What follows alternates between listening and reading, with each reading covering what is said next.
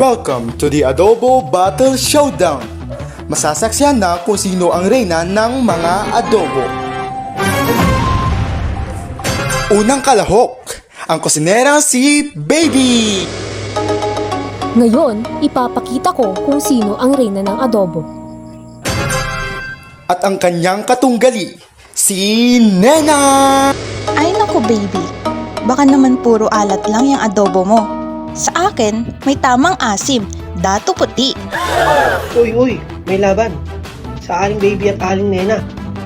Uy, asim showdown na.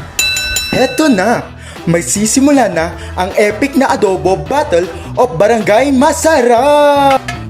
Bawang, sibuyas, toyo. Ayan, perfect na. Teka lang, kulang yan.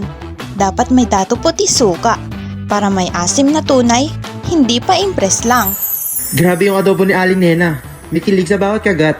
Asim na sakto. Ay, naku, talo na yata ako ah.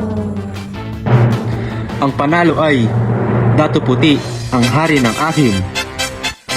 Ultimate mo Kasim experience sa dato puti. Bili na!